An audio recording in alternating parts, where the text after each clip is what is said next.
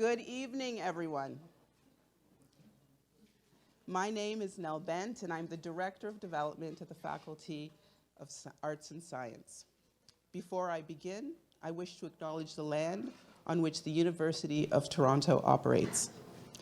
For thousands of years, it has been the traditional land of the Huron-Wendat, the Seneca, and most recently, the Mississaugas of the Credit River.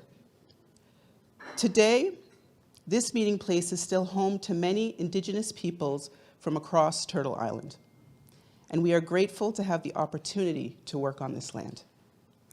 Thank you for joining us for what I'm sure will be an inspirational and informative fireside chat with Wes Hall.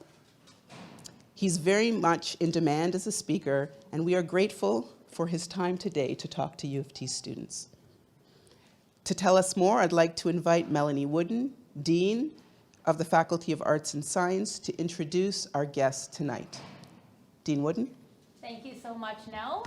And thank you all for joining us here this afternoon. I'd like to welcome you to this incredible event, Fireside Chat with Wes Hall. I know you're all familiar with Wes and his amazing work, so he really needs no introduction, but please allow me to share with you some of the highlights. He's, of course, a renowned business leader, entrepreneur, innovator, and philanthropist. He's known as the King of Bay Street, one of the most influential power brokers in the country, and one of the 50 most powerful people in Canada. He's the founder of Kingsdale Advisors, a leading shareholder services and advisory firm with offices in Toronto and New York. He's worked on some of the largest and most high-profile business transactions in North America with corporations like Air Canada, Citibank, and Tim Hortons, which I know is a fan favorite amongst our group here. He's also the owner of QM Environmental, Titan Supply, and he owns one of St. Lucia's premier resorts, the Harbor Club Hotel, which is part of the Curio Collection by Hilton. I'm going to feel like I have to check that out, just as part of my work here. Yes, we'll have to find some sort of course we can do there. I'll give you the friends and family discount. We'll take it. That means I charge you 50% more than everybody else. So.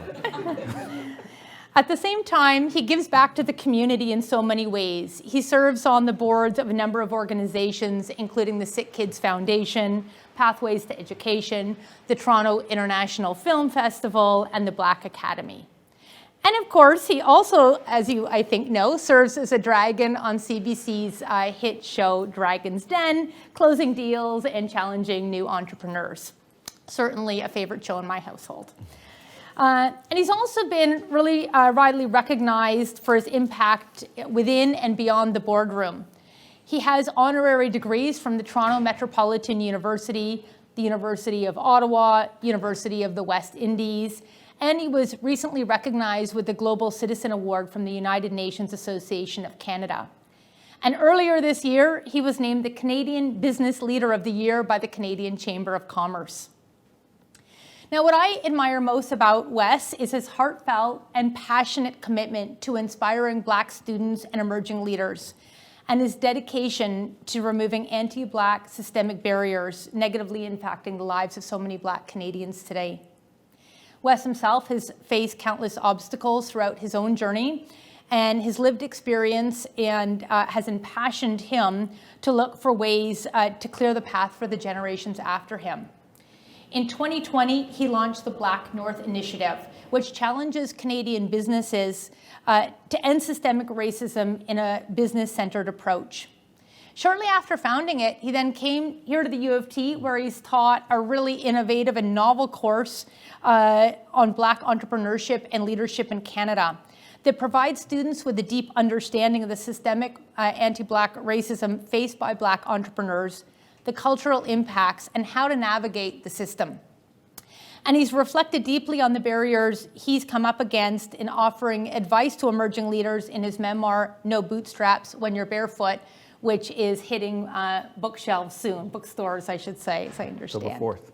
The 4th, okay. Let's actually have a round of applause for that. I know many of us are excited to have that come out. Here in the Faculty of Arts and Science, we all have a shared commitment to advancing equity, diversity, and inclusion and fostering a sense of belonging for all members of our community. We're committed to engaging in thoughtful conversations and taking meaningful action on systemic racism and the obstacles faced by the arts and science community. So I can't wait to get to hear more about your journey, Wes, and your innovative ideas on a productive and meaningful and authentic way forward. And it's just a privilege to have you joining us today. So Thank you very much, Dean Woodin. Thank you. Now, we've listed this long list of varied accomplishments, but I think when many of us have heard you or seen you in media, radio, and in text, you make it look really easy. But we know it wasn't always so easy. So could you start by telling us a little bit more about your story? I think that there's a slide that I wanted to.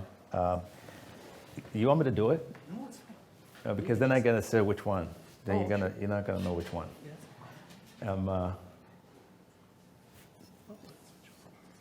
This one here. Let's start with this one. Yeah. Okay, good stuff.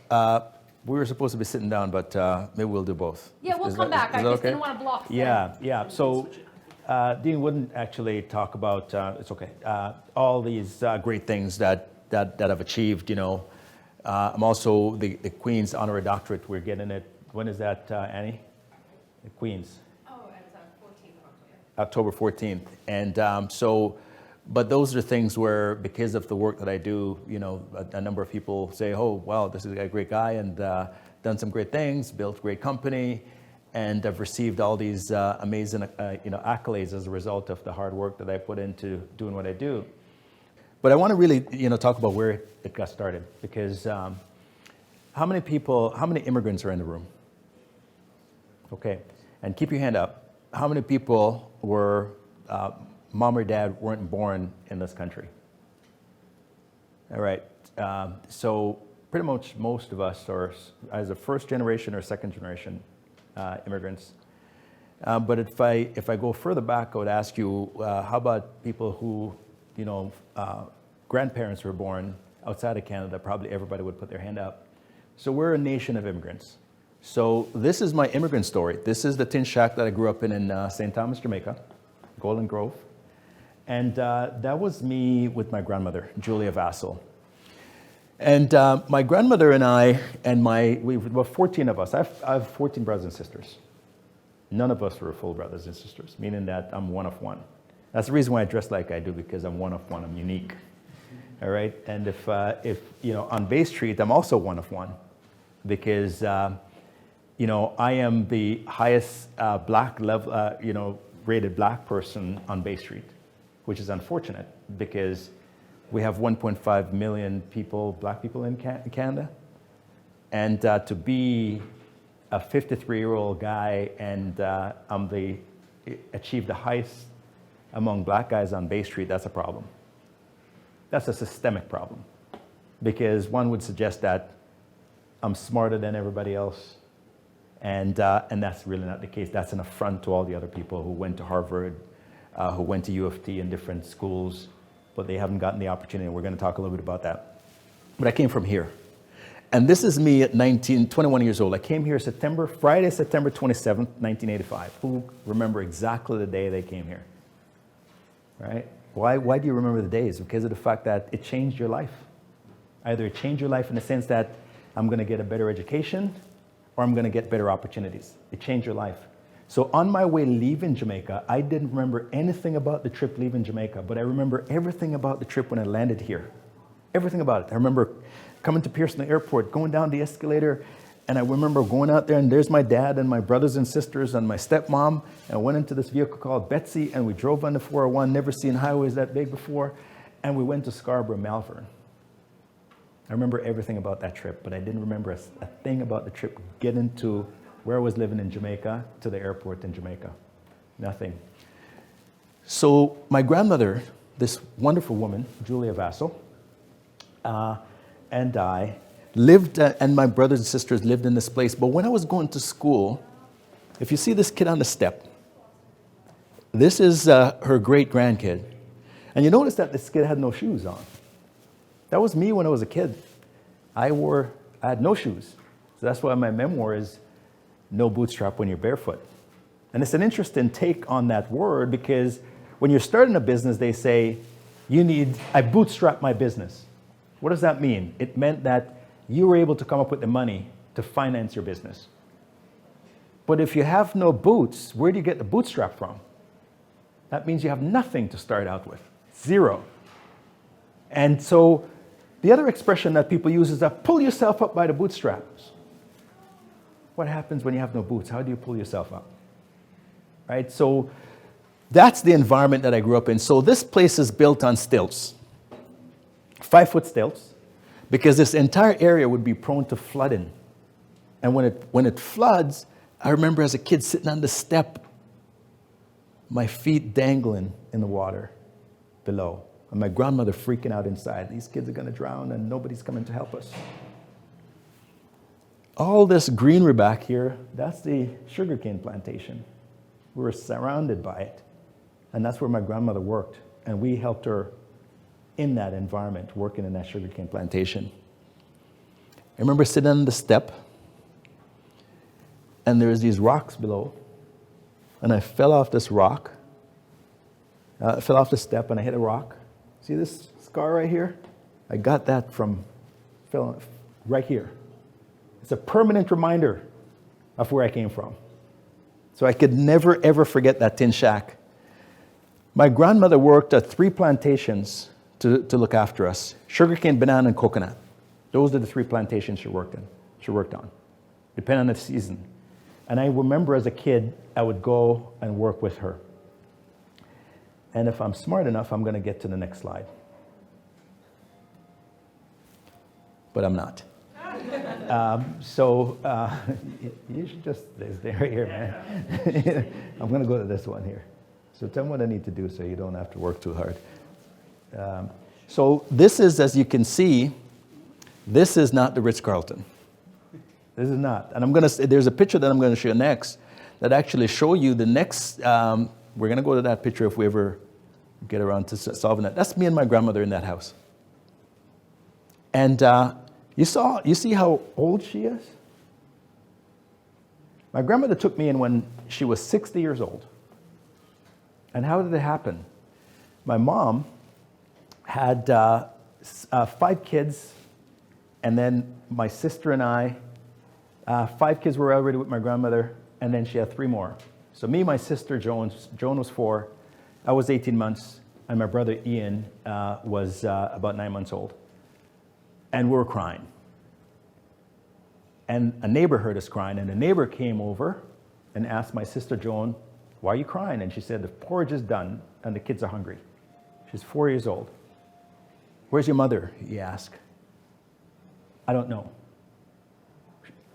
"What do you mean you don't know?" "Well, she left us with the porridge is done, and I don't know where she is. She's left us for days, and she never came back." And that man on the bicycle went to the plantation to get my grandmother, and she came to get us. And she put us on a cart, and she rolled us down a dirt road to bring us to that plantation house to live. She already had 5 of my mom's kids there. And she had other kids of her daughters living there.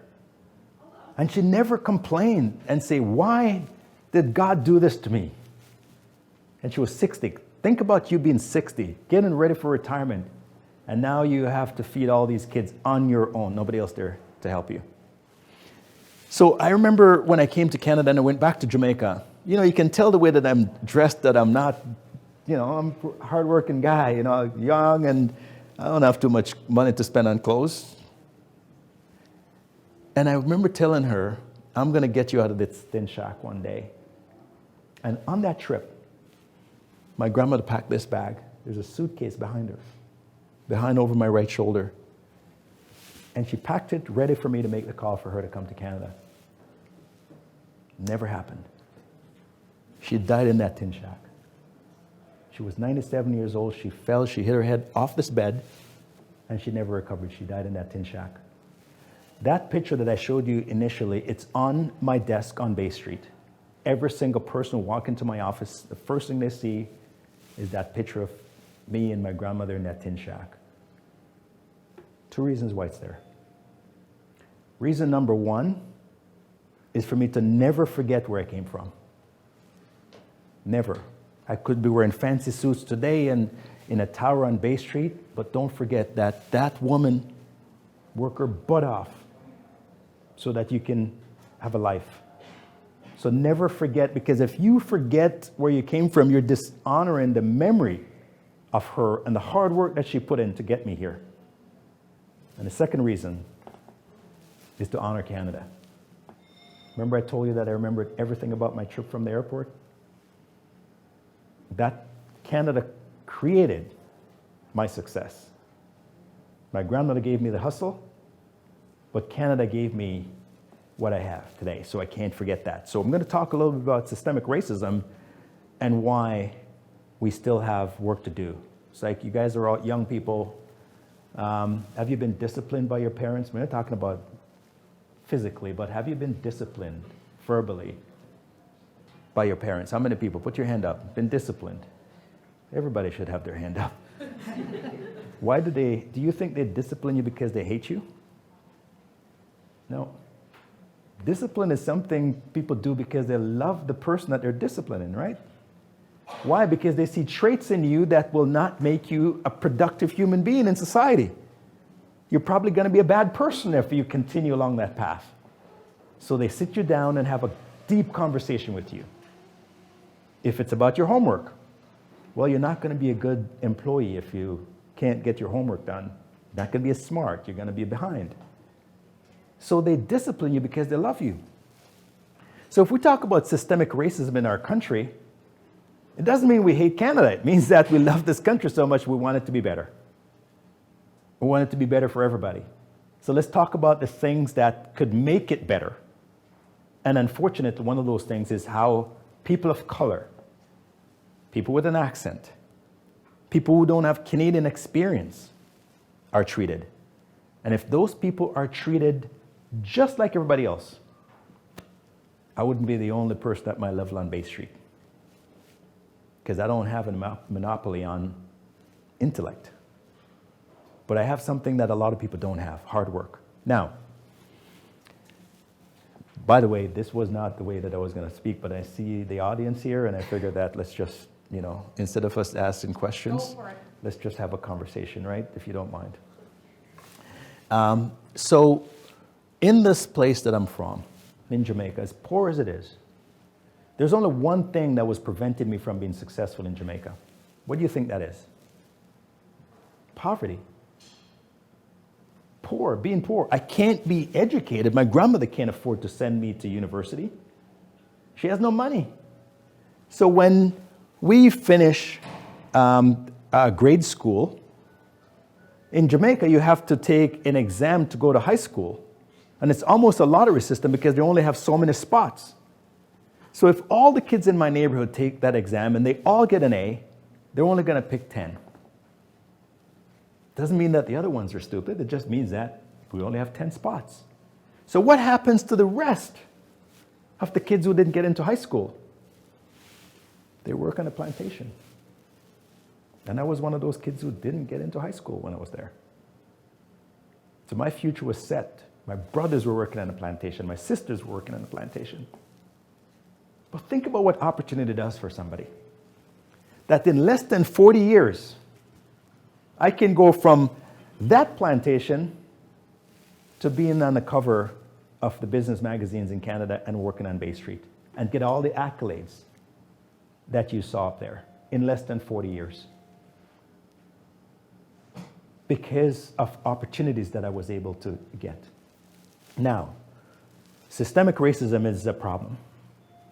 Because in people's minds, they go, because of your color or because of where you came from, you can't be as good as us. That's a problem. But most of you who are immigrants that put your hand up, you have a leg up, unfortunately, for the people who were born here. Some of you didn't put your hand up because you were first-generation Canadian. Your parents came here and you were born in this country.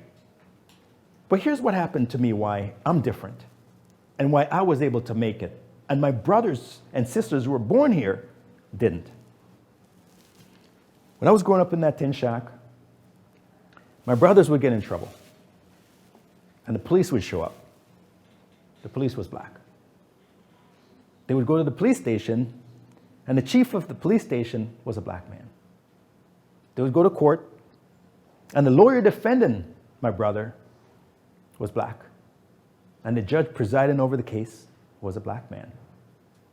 Business leaders were black. Entrepreneurs were black. Doctors were black when I go to the hospital. Nurses were black. What does that mean for my psyche? There's nothing telling me that my color is going to prevent me from being successful. Nothing at all. The only thing that's going to prevent me from being successful is not having money in my pocket. But my color will never be an obstacle in my mind because I grew up like that. Let's take my brothers and sisters that were born in Canada. They went to school, they've never seen a black teacher. They've never seen a black principal. They go to the police station, never see a black police officer. They'll go to business, they never seen black business leaders. They never see black doctors when they go to to see a doctor. And now they want to become a principal, and now they want to become a business leader. They can't be whatever they want to be because they don't see any examples of people like them doing it. But when I came here, none of those things were something that I felt was an obstacle to me because it's never been an obstacle. So you first-generation Canadians, you do have a disadvantage over the people who are immigrants who came here. Because those people see people that look like them in positions that they want to be in the future. So how do you now change that mindset? I had a meeting today at my office with Pinball Clemens. Does anybody know who Pinball is? Oh, yeah, Pinball is like one of the best running backs this country has ever seen in football. And he was with his daughter. And I was having this conversation because he brought his daughter in for me to talk to her and for her to hear what I have to say. And I said, I'm going to use an analogy that you would understand and your dad would understand. If you want to be successful in business on Bay Street, you got to be a running back. As a person of color, as a new immigrant, to be successful, you have to be a running back, or at least you have to have that attitude. And I said to Pinball, what do you do? I asked his daughter, actually, what's your dad do when he gets the ball? What's his job? Protect the football, right? What's the opposing team's job? To hit him as hard as they possibly can. To dislodge the ball, to get him to fumble. That's their job. But if he knows that's their job, then he knows what his job is. His job is to protect the football, and their job is to hit him. When he gets hit, is he going to be upset? I can't believe these guys just hit me. He's expecting it. But guess what he has to do to protect himself? He has to get into the gym and he has to work on his legs in particular. He's got to do lots of squats. And they always say you got to go low when you run with the ball. So when you get hit, you don't get knocked over right away. He's got to train his body. What happens when a quarterback tries to be a running back? Gets hit for the first time and never get up. He's not built to take those hits. He's not even expected to be hit. So when you're born in this country and you expect that everything that everybody else has, you should have it, that's you being a quarterback. And the first time you experience systemic racism, you can't get off the field. Can't recover. Can't believe I'm treated differently than this person or that person. But if you know that there's a barrier and you're going to get hit a few times, you're going to get up like Pinball does. And the person who hit you, sometimes you spike the ball at him. So Pinball said, Wes, I never spiked the ball.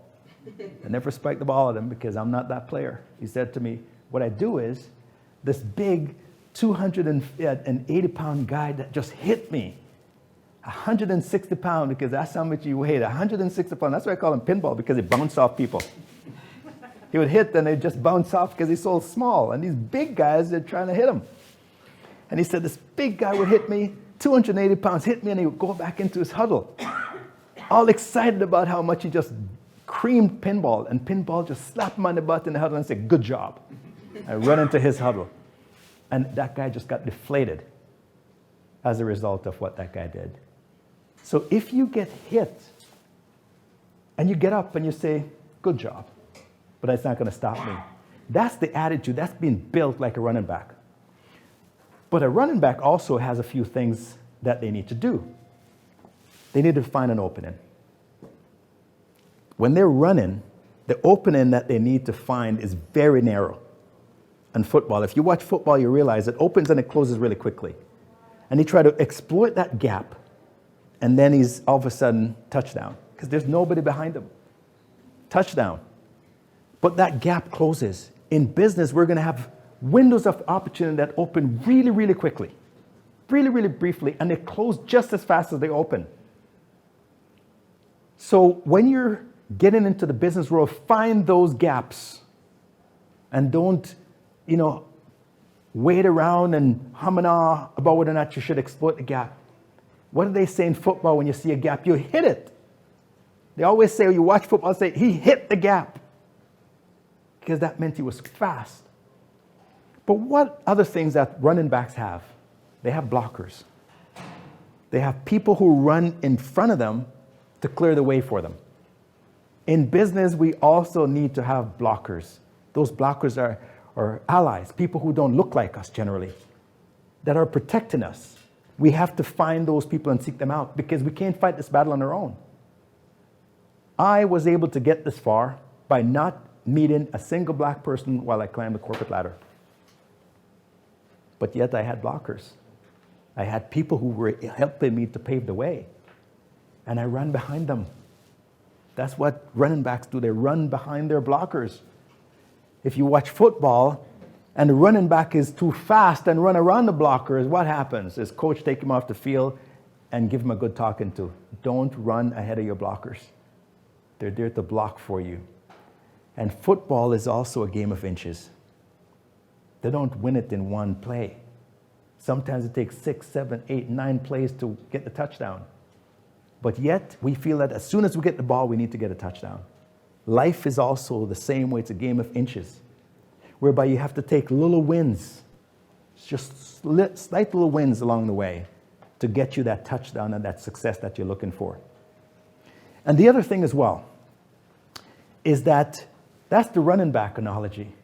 The other one you can use is water. If you're in the corporate world, you got to be like water. If you put a brick wall in front of a river that's flowing, what happens to that river? Whoops, I just hit the brick wall. Got to back up. The river finds a way around, over, and through the brick wall. The river doesn't stop. Finds a way. So when you get obstacles in your way, you got to find a way around it, over it, or through it. But that obstacle shouldn't say, I am not going any further than this, because there's a brick wall here. So you're going to have those brick walls in your career. If you're a new immigrant, or if you're not from wealth in this country, something is going to be put in your way to prevent you from getting to that next level, because that level that you want to get to is reserved for somebody else.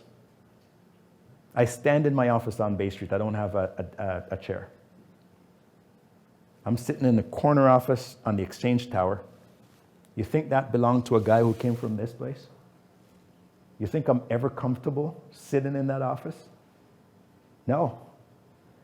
The rightful owner at one day is going to show up and say, hey, what are you doing in my office? And I'm going to stand up and say, oh, I was fixing the computer, and I'm terrible at that too. I'm the IT guy. We can never be comfortable saying that this is mine. So that means that we're always going to work harder than the work the day before, harder than the work they work. Every day is going to be a struggle. And people ask me, Wes, you've accomplished so much. Why don't you just relax? Why don't you just stop? Well, the fact of the matter is that I should not have accomplished anything near what I've accomplished. So what's my limitation?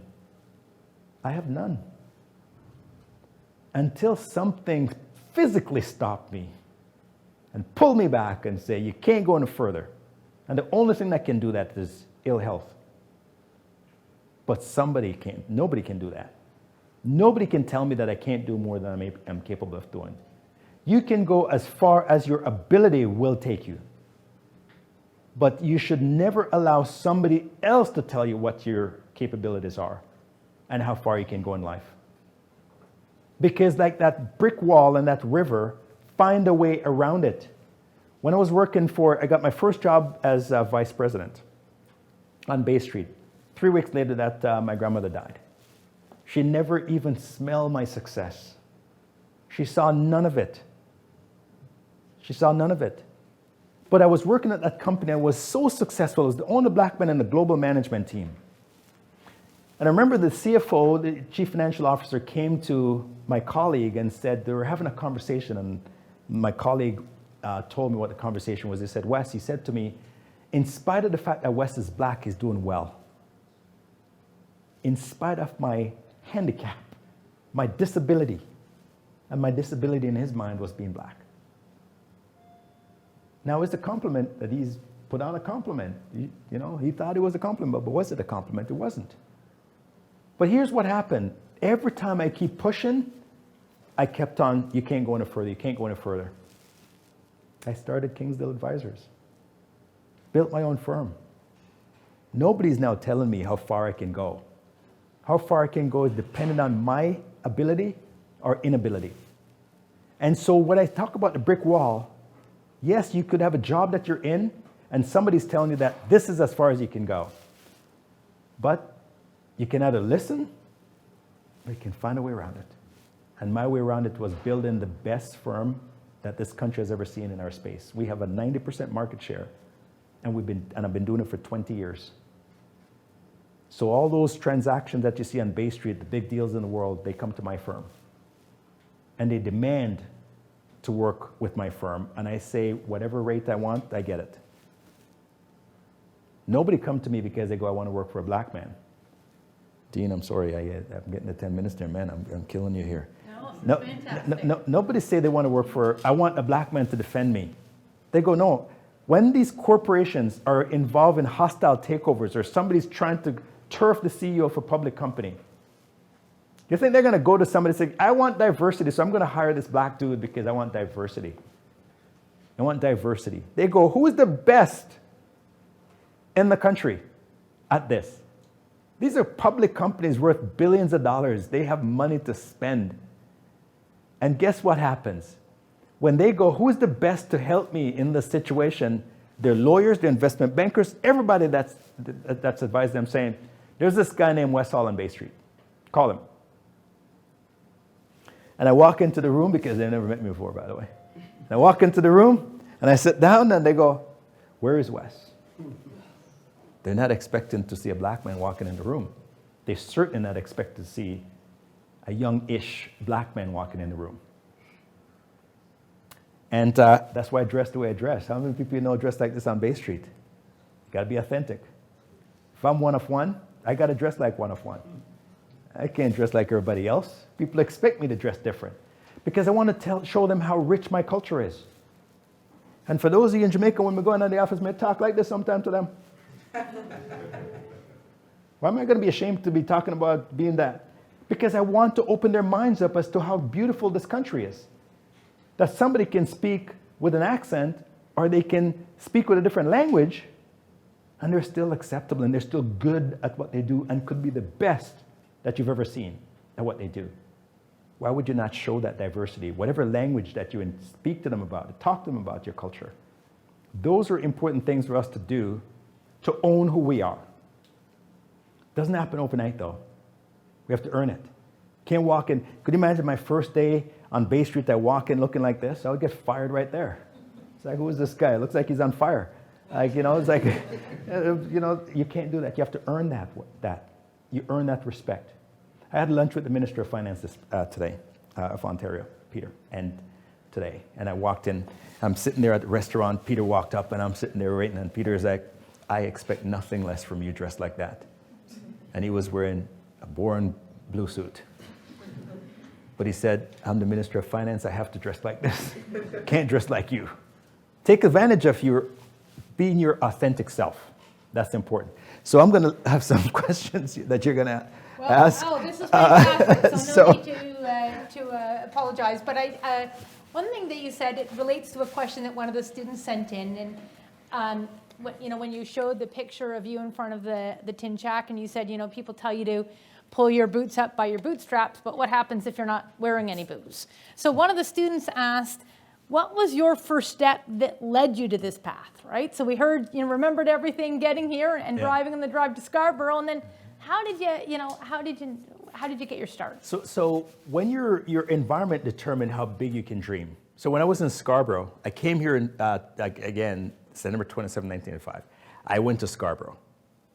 And I was in that car, Betsy's a big car, looks like a limousine. And I'm like, man, this dude is like doing okay here in Canada. Because that's where I came from, right? And then I went to Malvern, and he had a house. My dad had a house with my brothers and sisters, and he's got a wife. And the house was a pretty decent house. And I'm like, wow, this guy is pretty successful. He's got a nice car, he's got a nice house, he's got a wife, he's got kids. And he was working at a factory.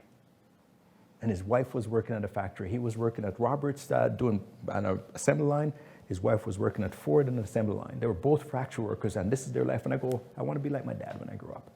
I want to be just as successful as my father. That was my ambition. And then somebody called me and said, hey, I have a job somebody offered me a job in a law firm and in the mailroom, but I don't want the job anymore. And I told him to call you because you're looking for a job, Wes. So I went down and I applied for this job, and I got it over the phone to be a mail clerk in a law firm. And remember when I went to sign the job application to accept the job, I went on the 13th floor of Commerce Court West. I've never been that high in an elevator before. For those who live in Malvern, for example, or in an underserved community, downtown in the financial district is like a different world, right? Put your hand up if you agree with me. It's stuff you see on television, but when you see those buildings up close and personal, you just kept on walking around like this, right? Because it's different to see it up close and personal. So you get on the 13th floor and I get off. This was the 90s, and there was a show called LA Law. And it was like I was in an episode of that show when I stepped off the elevator. Beautiful art on the wall, and the reception was amazing. I've never seen anything like it before. And they offered me the job. I took the job, but because I saw all those people wearing fancy suits, I went to Goodwill and I got myself a suit. And my first day in the mailroom job, I wore a suit to work pushing the mail cart. But guess what I saw? Success. I saw all these lawyers and people negotiating deals. Guess what happened after that? I don't want to be a factory worker anymore. I want to be a Bay Street guy. And I was at the very bottom. But I saw a different life because my horizon changed. My perspective changed. What I considered to be successful changed because I saw something different. And from the moment I got in the mailroom, I know I want this life. And I did what I needed to do to get it. And if you read the book, you'll read the book. It talks about some of the things that I've done. We don't have the time to talk about it. While I was in that mailroom, to be able to get the knowledge that I needed to understand that culture, for me to be successful in that culture. And ultimately, I became a Bay Street guy with my own corner office, having conference calls with my foot on a desk, just like those guys that I saw. I became one of them because I saw what was possible, and then I set out to learn how I could get that life, and I was able to get it. But the book, we have book signing and different things like that. Please, it's not about me making money and all that. It's about the struggle. When I get into the corporate world, some of the things I had to do, some of the moves I had to make in order for me to get here, and it's not for the faint-hearted. If you want to be successful, it's not for the faint-hearted. And finally, I was working on a deal, and somebody insulted me on the deal in front of everybody, like almost a room, 15 people on the call.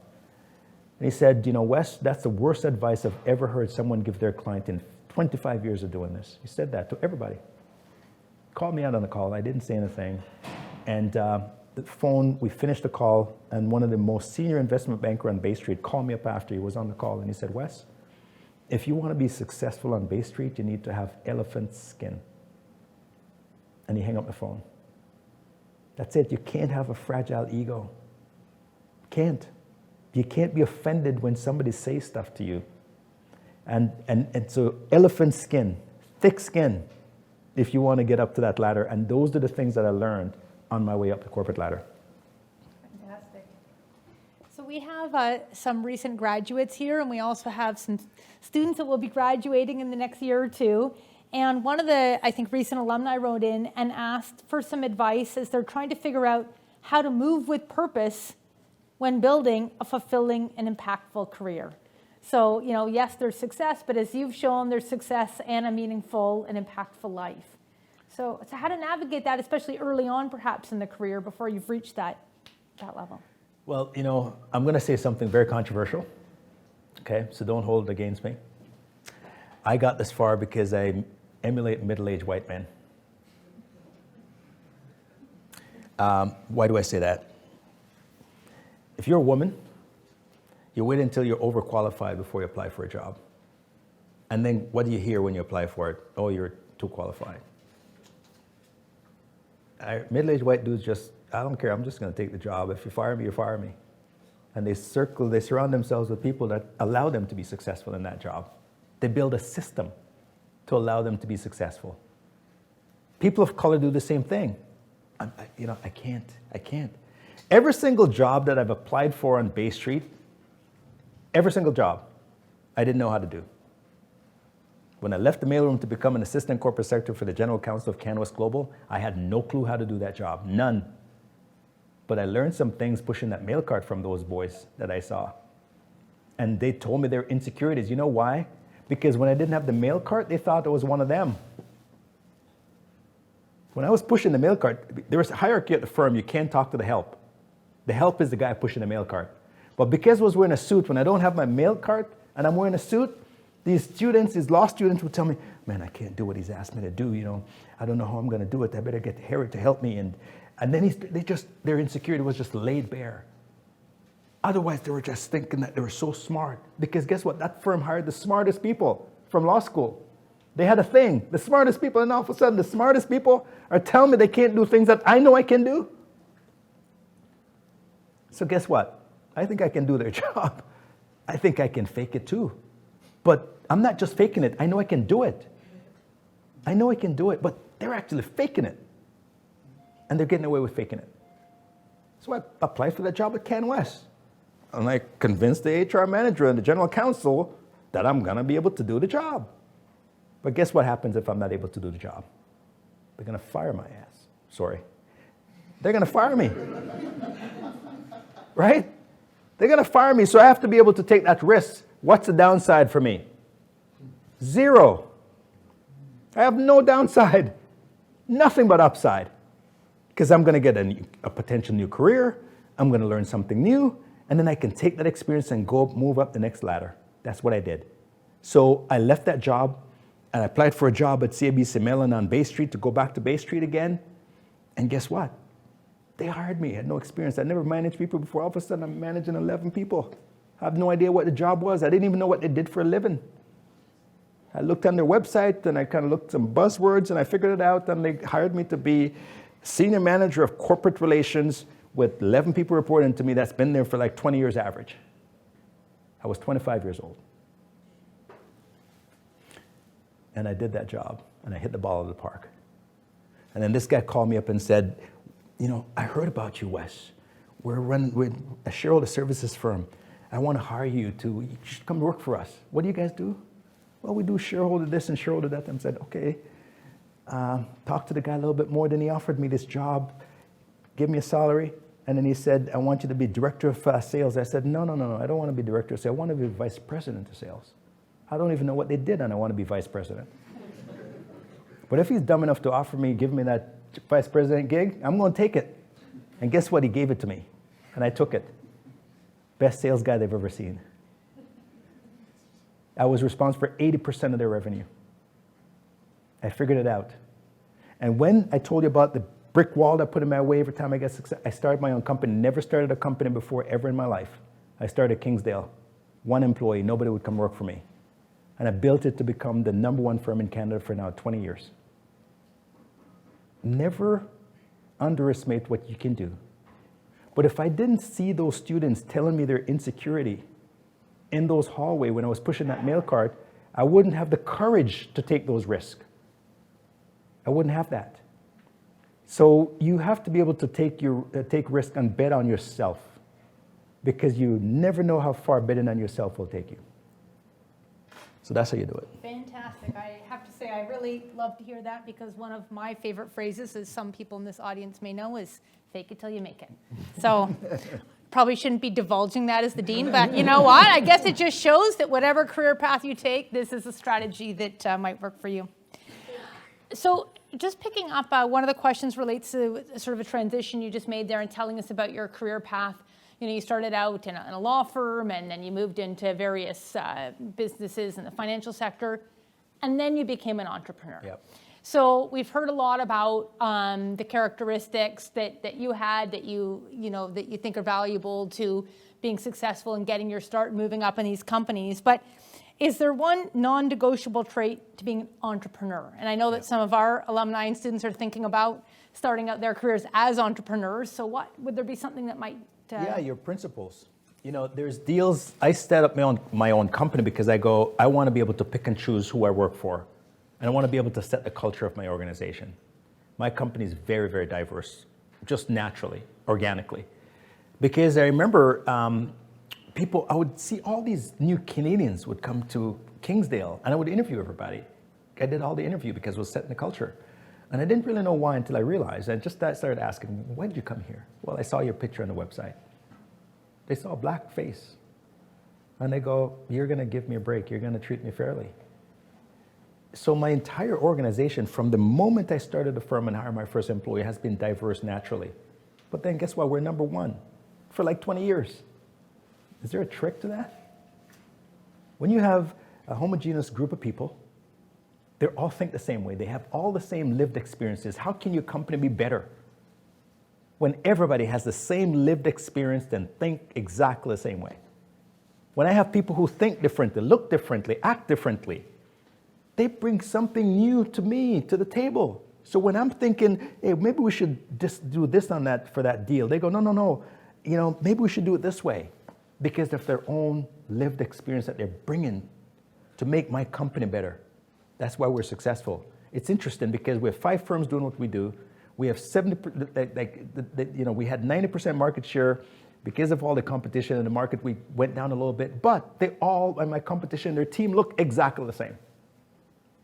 And they wonder why they're so far behind us. And they refuse to add diversity to their teams.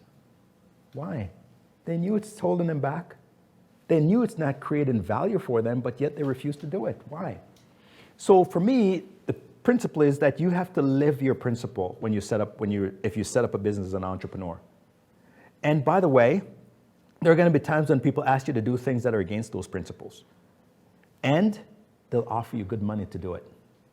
I remember we turned down a mandate for $1 million because I didn't feel right. And it was a big company, and it wasn't dirty money, but I didn't believe in the company and what they stand for. And I turned down a mandate earlier on in building the company for $1 million. And I remember golfing with this guy, he's a big lawyer on Bay Street, and he heard me on the call, and he heard me say no, and he's like, I hang up, and he's like, if I was on your board, I would fire you right now. And I said, that's why I own my own company. Right? Because if I was on his board, he's right. I couldn't say no, and it would be compromised in my principles. But because I own my own company, I can do that. One of the things that when I was at that other company, they were a successful company, big company. But they said to me, well, you're not coming out with the boys at night. You're not going to strip bars with us. Well, I have a family at home to go to. I'm not interested in getting divorced. So I go, I'm not coming with you guys. And my boss said to me, because you're not doing that, it's going to limit your progress in the company. Those things. I've been married for 30 years. I have 5 kids, and I'm happy. All those guys have been divorced multiple times. Who's ahead? Who's ahead? So we have to have our principles, and we have to live by them, especially when we start our own companies, because as soon as you start to compromise, the compromises get bigger and bigger and bigger. And I'm proud to say 2 of my boys are working with me because of the examples that I set in having a balance between work and my social and my personal life. And you need to set those boundaries. Last question. I wanted to just get some advice from you on allies. For those of us in the room that can serve an ally as allies and do, I really appreciated the analogy that you used about the blockers. I don't actually know a lot about football, but but that's a great one to think about, right? How can allies pave the way for Black students and staff and faculty in this university and other Black Canadians? So I know me personally as a leader would appreciate, and I think other allies in the room too, any other advice you might have about how we can support. Yeah, let's say, for example, we have 3 Black guys around the room, in a room, and one of us tells an off-color joke about maybe somebody's race or maybe somebody's sexual orientation or whatever. 3 of us in a room. What generally happens is that 2 people may be offended by that joke, but we nervously chuckle. It's off-putting, but we nervously chuckle. Why do we do that? To almost put the person who offended us at ease, because we're afraid to speak up. Now, if we said, Tyrone, that's not cool, all of a sudden Tyrone is on the defensive. I didn't really mean that. I didn't mean that. But the next time, he's not going to make the same joke around you because he knows it's a problem. How many times, if you're an ally, if you're a white person, for example, and you hear somebody in the room say something negative about a Black person or a person of color, and we nervously chuckle, and we don't do anything about it. It gives that person permission to continue that behavior. So when I talk about allyship is not just about, I'm not a racist, but you have to be anti-racist, meaning that you have to actively say, this is not acceptable. Now, if I'm in the C-suite, and I'll give an example of Kingsdale, for example. Let's just say, when I started that firm, remember 1 employee. I put out a post for my 2nd employee, for example, and that person shows up, and all of a sudden, it's a Jamaican guy. Could you believe that? What do you think is going to happen with me and that Jamaican dude? All of a sudden, the resume doesn't matter. We're going to have a conversation about our Jamaicanness. Okay? Then he got hired because we're both Jamaicans. Then I looked for my 3rd employee, and then all of a sudden, a Jamaican woman showed up too. Imagine our luck. 3 Jamaicans are going to be working in this company together.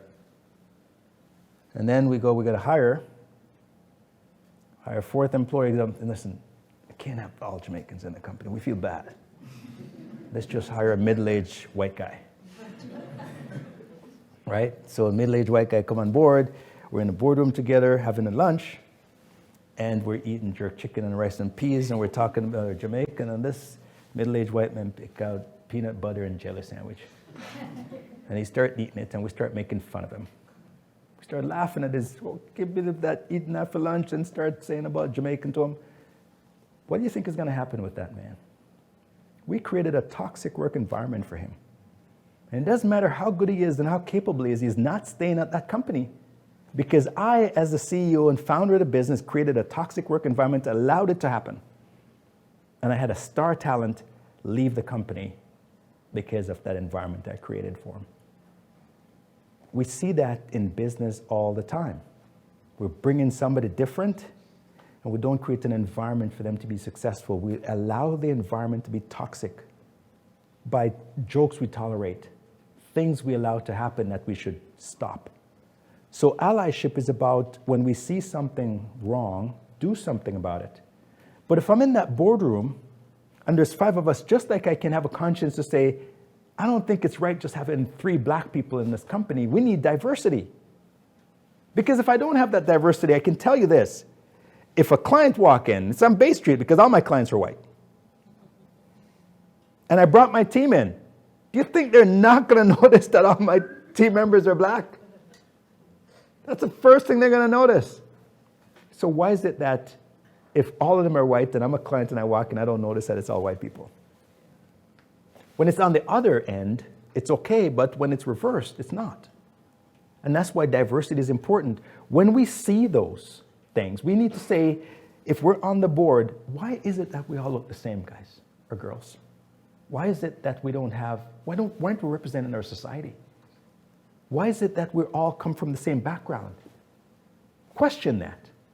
Why does the faculty all look the same, from the same place? Question that. And it takes allies to make those changes, because when I'm making those, when I'm questioning that, people are going, he's just complaining. But if you are talking about why aren't there enough black people in the room, Dean, somebody's going to pay attention to you more than they would pay attention to me, because they're going to think it's something in it for me, but they know there's nothing in it for you. And as a result of that, you're going to get more responses and more action by speaking up than I would, if the change will affect me versus affecting you. So that's why allyship is important for people who don't look like the change that they're trying to make. And it goes for LGBTQ+, people with disability. If I go in a room and I'm an able-bodied black man walk in a room and there's no ramps for somebody to come down the stairs, and I say, why is there no ramps here? They're going to pay more attention to me than a disabled person saying, where's the ramp? We need to speak up, and we need to be allies, and that's how we can be allies, by speaking up, even though it doesn't affect the thing that we're speaking up about, don't really affect us. Thank you so much for that. We really appreciate you taking the time to chat now, and I'd like to just take a moment to call on Professor Dixon Ayo, Professor of Political Science and the Principal of New College, to say some closing remarks. Thanks. First, on behalf of all the students and alumni in this room tonight, as well as those watching via live stream, I would like to warmly thank Wes Hall for sharing his time, his history, and attention with us today. And I also like to thank Dean Melanie Woodin for organizing this event and for moderating it.